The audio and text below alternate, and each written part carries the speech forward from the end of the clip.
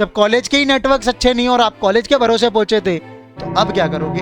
हर साल इंजीनियरिंग करने वाले 90% बच्चे जॉबलेस रह जाते हैं। क्या ये आपको मालूम है? ये एक वो डार्क ट्रूथ है जिसको लोग एक्सेप्ट नहीं करेंगे, but this is the reality. लेकिन जब भी बच्चे इंजीनियरिंग का सपना देख रहे होते हैं कि हमें इंजीनियरिंग करनी है, अपने बड़े बड़े सपने बुन रहे होते हैं, ऐसे ऐसे पैकेजेस देखते हैं, न्यूज में ये चल रहा होता है, आईआईटी बॉम्बे ने रिकॉर्ड तोड़ दिया, इन्होंने रिकॉर्ड तोड़ दिया, उन्होंने रिकॉर्ड तोड़ दिया, हाईएस्ट पैकेज चला गया 3.7 करोड़ का। जब आपके एडमिशंस चल रहे होंगे तो 1 से 1 करोड़ों का पैकेज आपको दिखाया जा रहा होगा, प्रिंट मीडिया में छप रहा होगा। लेकिन जिस दिन आपकी प्लेसमेंट्स आएंगी, आपको इंडियन मीडिया में ऐसा कुछ दिखेगा कि top 7 IITs under placements, 36% students from the latest batch at the IIT Bombay fail to get the placed. और ये 3 अप्रैल 2024 हिंदुस्तान टाइम्स में छपा हुआ आर्टिकल है। तो जब आईआईटी में जॉब नहीं लग रही है, जहां के सपने लोग बुनते हैं, जेई एडवांस, जेई मेंस के लिए इतना फाइट होती है, कंपटीशन होते हैं, 1 से 1 कोचिंग सेंटरों में इतना पैसा भरा जाता है, वहां जाके पहुंचने के बाद जब ये पहुंचा जाता है बच्चा, उधर जॉब ना मिले, कैसा लगेगा? तब आपके सामने थोड़ी पिक्चर क्लियर दिखने लगेगी, सपने टूटते दिखाई देने लगेंगे। तब तक आपके ऊपर लोन चल रहे होंगे, अगर कोई आपने लोन लिया है, या बहुत से ऐसे होते हैं मिडिल क्लास फैमिली वाले, वो किसी से ब्याज पे पैसे लेते हैं, 1%, 2%, 10%, और जो वो आपके ऊपर इतना बड़ा कर्जा हो चुका होता है, तब क्या होता है? फिर एक बच्चे का क्या हाल होता है, उन पेरेंट्स का क्या हाल होता है? कभी किसी ने सोचा है? वो स्टोरी जो कभी आपके सामने आती ही नहीं है, क्योंकि उसके बाद जान नहीं बचती है। वो 90% इंजीनियरिंग ग्रेजुएट बच्चे, या तो मतलब मोस्टली उनकी जॉब लगती ही नहीं है 50%, और अगर किसी की लग जाती है, वो वैसी जॉब होती है जहां उन्हें मन मार के काम करना पड़ता है 10,000, 15,000, 20,000 के लिए। This is the harsh reality. ये क्यों हो रहा है मालूम है आपको? सबसे बड़ी प्रॉब्लम है इसमें रिलेवेंट स्किल्स की। एंड सेकेंड, कैरियर अपॉर्चुनिटीज और भी ज्यादा हो सकती थी इंजीनियरिंग के अलावा, वो आपने कभी एक्सपोजर नहीं लिया उसका, वो गलती। कॉलेजेस का फोकस एडमिशंस की तरफ ज्यादा और प्लेसमेंट्स की तरफ कम हो गया है। इसमें ऐसा नहीं है कि इकोनॉमी का कोई रोल नहीं होता, इकोनॉमी भी रोल प्ले करती है, बहुत बहुत ही ज्यादा क्रूशियल रोल प्ले करती है।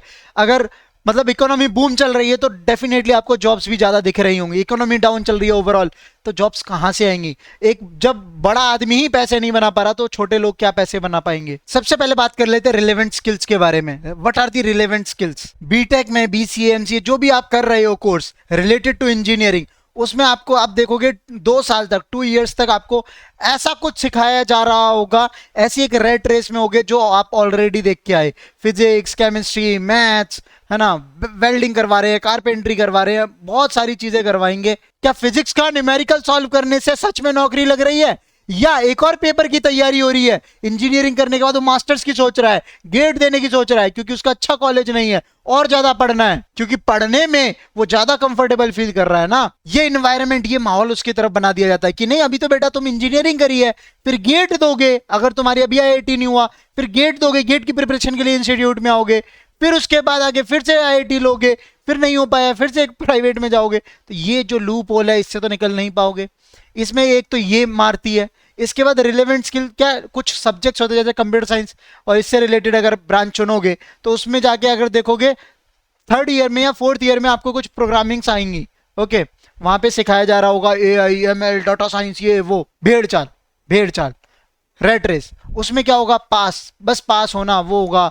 वहां पर सिर्फ एग्जाम देने से, पास करने से, इससे लेना देना है, और कोई लेना देना नहीं है। क्या इंडस्ट्री से इससे काम चल जाएगा?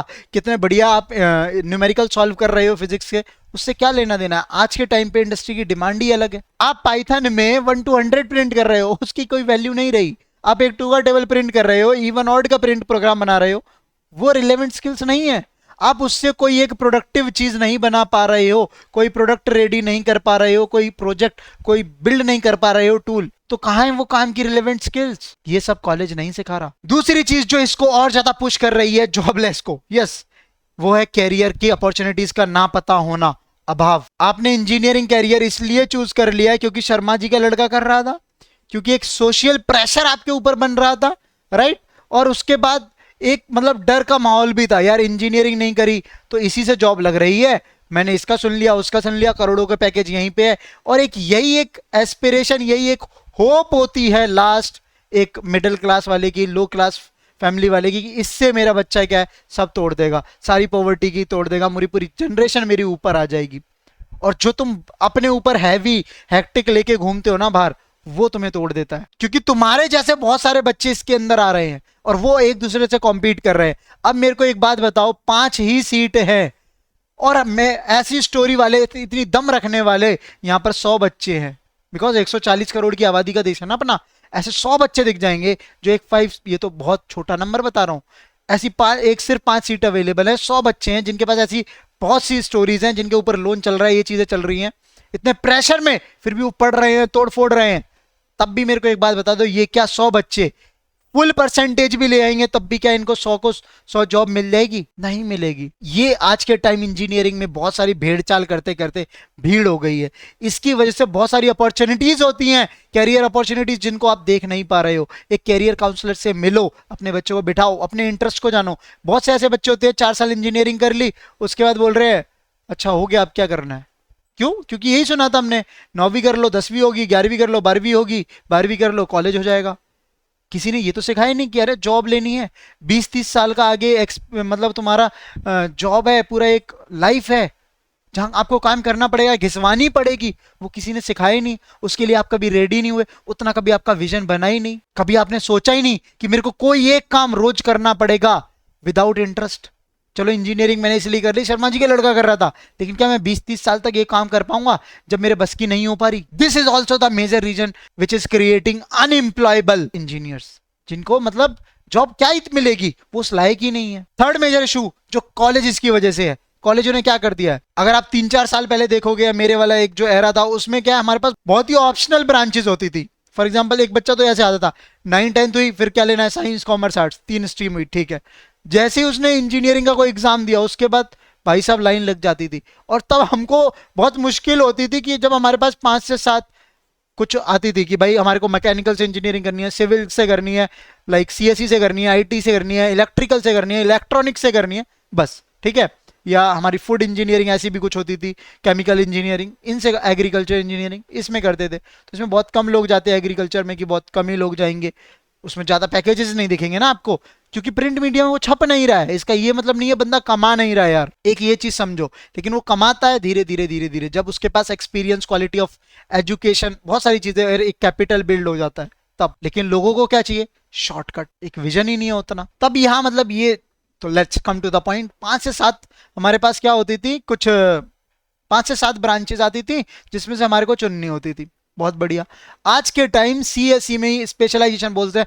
हाँ, आईटी इंडस्ट्री हो रही है ना, वो स्पेशलाइजेशन मांग रही है, तो भाई साहब इन्होंने क्या कर दिया, ले तेरी, ये लो भाई, इतने बच्चे आ रहे हैं, इतने बच्चे हर साल इंजीनियरिंग एग्जाम्स दे रहे हैं, लाखों में बच्चे हैं, लाइक लाखों में बच्चे हैं, इनका क्या होगा, हम इनके लिए कॉलेजेस में और ज़्यादा सीट्स बढ़ा रहे हैं। ठीक है, सीट्स बढ़ा रहे हैं, ब्रांचेस बढ़ा रहे हैं, कोई सीएससी कह रहा है, कोई सीएससी डेटा साइंस कह रहा है, कोई सीएससी एआई कह रहा है, राइट। ऐसी ब्रांचेस मैंने अभी बच्चों की सुनी, बता रहे, फिर कोई आईटी एआई, ये वो डेट, मतलब कंप्यूटर साइंस में अगर भेड़ है तो कंप्यूटर साइंस में भर दिया पूरा, पैकेजेस ज्यादा लग जाते हैं, ये दिखा दिया ना। और यहाँ से बच्चे आ रहे हैं, बच्चे आ रहे हैं तो क्या है, उनको हमें तो पैसा चाहिए, तो यहाँ पर सिर्फ जितना हो सके बच्चे को भर लिया जाए अपने कॉलेजेस में, क्योंकि हर कोई तो आईआईटी जा नहीं सकता। मैंने बता दिया, अगर 50 सीटें हैं और यहाँ फाइट 1000 की हो रही है, ये नॉर्मल बताया आपके पास, इसमें से 950 बच्चे कहाँ जाएंगे? प्राइवेट में जाएंगे। अब प्राइवेट कॉलेजों में भी उतनी सीट नहीं है जो उसमें ले सके ब्रांच में, क्योंकि कॉलेज रूल होता है, तो रूल फॉलो करना पड़ेगा कि 100 बच्चों से ज्यादा एक ब्रांच में भर नहीं सकते,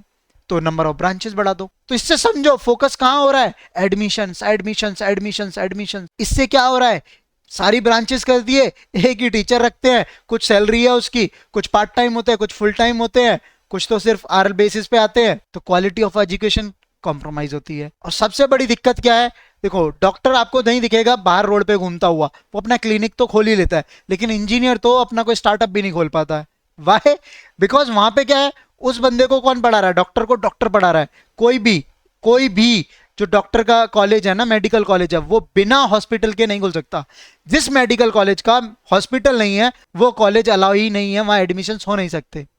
लेकिन ऐसा प्रावधान हमारे इंजीनियरिंग में नहीं है। यहाँ पे कौन पढ़ा रहा है, जिसने 20 साल पहले प्रोग्राम सीखा था, क्या ऑड इवन का, तो जॉब कैसे लगेगी भाई। यहाँ वो टीचर पढ़ा रहा है जो घंटे में आया है आपको एंटरटेन करने के लिए। क्यों?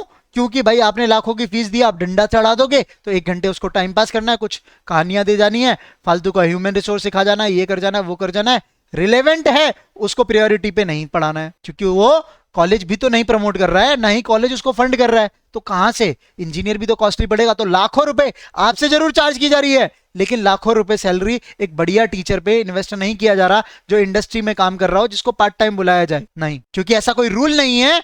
तो क्या है भाई, कॉस्ट कटिंग करके पैसा बचाएंगे। तो कॉलेजेस का फोकस मोर ऑन एजुकेशन नहीं, मोर ऑन एडमिशन है। मोर ऑन एडमिशन से क्या है? मोर ऑन पैसा। इसमें लॉस किसका है? तुम्हें पता है। यहां से क्या बन रहे हैं? इंजीनियर नहीं। सी फॉर समझ जाओ। And the third major issue जो इंडिया की प्रॉब्लम है, रूरल वर्सेस अर्बन सिटीज। देखो यार, अर्बन वाले में जो बच्चा रह रहा है, सिटीज में रह रहा है, उस बंदे के पास ही और she has the lot of networks, lot of exposure.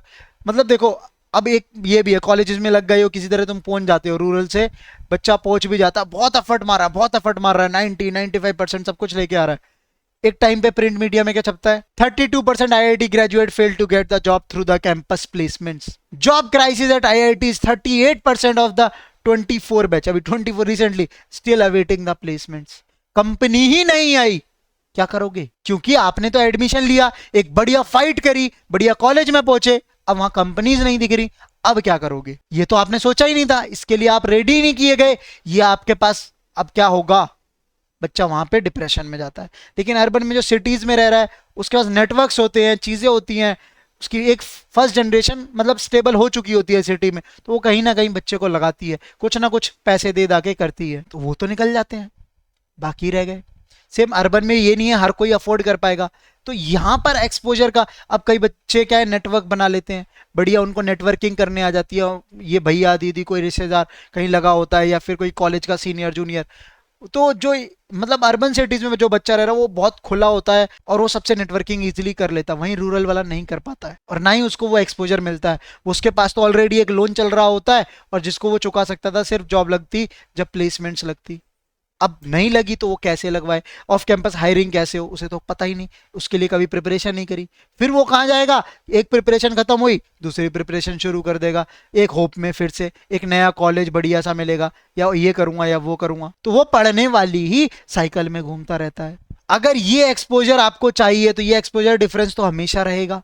आपको चाहिए तो आपको एक्स्ट्रा एफर्ट डालने पड़ेंगे, एक्स्ट्रा एफर्ट। इसके लिए आपको गाइड करने वाला भी चाहिए, वो कौन मिलेगा? कहाँ मिलेगा? कॉलेज के अगर फर्स्ट सेकंड ईयर में हो, थर्ड ईयर फोर्थ ईयर वाले से पूछोगे, वो अलग ही ज्ञान पेल रहे होंगे। ये एक्सपोजर डिफरेंस की वजह से क्या होता है, बच्चे रह जाते हैं, उनकी जॉब नहीं लग पाती। Even they are capable to do the job, but they मतलब उनको हर चीज उन्होंने पढ़ ली जितना वो पढ़ सकते थे, यूट्यूब से सबसे, लेकिन उनके पास वो एक्सपोजर नहीं है, वो बैकबोन नहीं है जिससे वो क्या कर सके, जॉब ले सके। तो बहुत से बच्चे मुझे कमेंट करते हैं, मैंने पूरा पाइथन सीख डाला, मैंने पूरा वेब डेवलपमेंट सीख डाला, मैंने पूरा स्प्रिंग बूट सीख डाला, लेकिन मेरे को जॉब नहीं लग रही, because they don't know where to apply the job, where to find the job, where to make the job, where to get the job. किसको रीच आउट करूं, कहां रीच आउट करूं, कैसे रीच आउट करूं? And the fifth major issue जो सबसे बड़ी, मतलब हर बार सिस्टम को गलत नहीं बोल सकते, कुछ हमारी वजह से भी है। देखो बहुत से बच्चे मैंने देखे, बहुत बच्चे प्रोजेक्ट्स और इंटर्नशिप में क्या है, प्रोजेक्ट्स में मतलब प्रोजेक्ट से इंटर्नशिप उठानी है या जॉब लेनी है उनको, देखो ये लग सकता था, सब कुछ हो सकता था, वो प्रोजेक्ट अगर आपने खुद बनाया होता, खुद से कुछ एफर्ट बनाए डाले होते, बिल्ड किया होता, नहीं। बहुत से बच्चे हैं, सर सोर्स कोड दे दो, मेरे को क्या है कॉलेज में सबमिट करना है, इससे मेरे मार्क्स आएंगे, पास होना है मुझे, मेरा सर्टिफिकेट रुक रहा है, मेरी ग्रेजुएशन डिग्री रुक रही है, बस इसके लिए वो प्रोजेक्ट्स बना रहे हैं। तो कामचोरी तो बच्चे भी कर रहे हैं, और ये रेशियो मैं बता दूं 50% से ज्यादा है, 50% से ज्यादा है। तो हर कोई इसमें शॉर्टकट्स ढूंढ रहा है। कुछ कॉलेजेस है क्या, उन्होंने इंटर्नशिप्स के लिए कभी रेडी नहीं किया है, ठीक है, कि इंटर्नशिप कब लगेगी, जब कुछ आता होगा, कुछ जाके बनाओगे, बिल्ड करोगे, राइट। अब कोई ऑड इवन का प्रोग्राम प्रिंट करने के लिए तो नहीं देगा ना आपको, लेकिन आपका कॉलेज ने तो वही सिखाया है, लेटर सी सिखाया है, C++ सिखाया है, उसके आगे क्या रोड मैप आपने पढ़ा है, सी के बाद C++ करनी होती है, C++ के बाद पाइथन करनी होती है, पाइथन के बाद जावास्क्रिप्ट करनी होती है, फिर वेब डेवलपमेंट करनी होती है। अब ये तो लंबा प्रोसेस है, और इसमें फिर जाके इंटर्नशिप मिलेगी, लेकिन कॉलेज वाले को 2 हफ्ते में इंटर्नशिप का सर्टिफिकेट चाहिए, क्योंकि वरना मेरी ग्रेजुएशन की डिग्री रुक जाएगी। तो यहाँ पे आप क्या करोगे, क्योंकि आपने पूरा ऐसा तो कोई स्किल सेट इंप्रूव करी नहीं है जिससे जॉब लग जाए, वो आपकी लगी नहीं, फिर आप यहाँ पे फिर फंसोगे एक और स्कैम में, इंटर्नशिप के स्कैम्स में। पैसा भरोगे, सर्टिफिकेट बनवाओगे, शॉर्टकट्स मारोगे और दे दोगे, बस इंजीनियरिंग की डिग्री मिल जाए। अरे भाड़ में जाए वो इंजीनियरिंग की डिग्री, पास होके भी क्या कर लोगे, बट बच्चों को पता नहीं। And the last major issue जो देखो, जो हमारे हाथ में ही नहीं है, ये सब हम जानबूझ के कर रहे हैं, हमारा सिस्टम कर रहा है, लेकिन इकोनॉमी ये हमारे हाथ में नहीं है, कब कैसे बिहेव करेगी। कोविड आ गया, हमें तो नहीं पता था, ठीक है, कोविड चला गया, हमें तो नहीं पता था। कोविड आया तो बहुत सारी जॉब गई, बहुत सारी जॉब आई, लेकिन कोविड गया तो अब देखोगे बड़े बड़े स्टार्टअप जो बने थे, नाम लेने की जरूरत नहीं है, एडटेक भी बने थे अच्छे अच्छे, वो भी अब डूबने लगे, हालत उनकी खस्ता होने लगी। तो इकोनॉमी कब कैसे बिहेव करेगी नहीं मालूम। so, ये एक आउट ऑफ कंट्रोल चीज है, लेकिन इसमें भी आप अपनी सेफर साइड कैसे खेल सकते हो, इकोनॉमी से आपको फर्क ना पड़े, क्योंकि आपके पास एक तो ओवर कंपटीशन हो गया है, रिलेवेंट स्किल्स नहीं है, ये सारी चीजें हैं ना, जो अगर इन सबको आप सुधार लेते हो, आप देखते हो ठीक है इकोनॉमी कितनी भी डाउन जा रही हो, मैं कॉलगेट तो करता ही रहूंगा, है ना, ब्रश तो मैं करता रहूंगा, ब्रश तो बनेगा ही चाहे इकोनॉमी कैसी भी हो, राइट।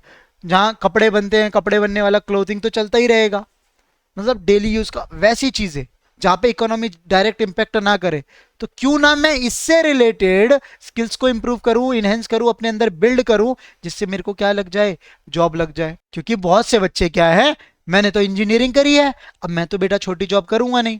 नहीं करोगे तो क्या होगा। विदेशों में देखो यार, बच्चे पढ़ने जाते हैं, वो उबर पे, जोमेटो पे, स्विगी ये वाले वहां पे जब चल रहे हैं फूड ऑर्डरिंग के, वहां वो कर रहे हैं काम।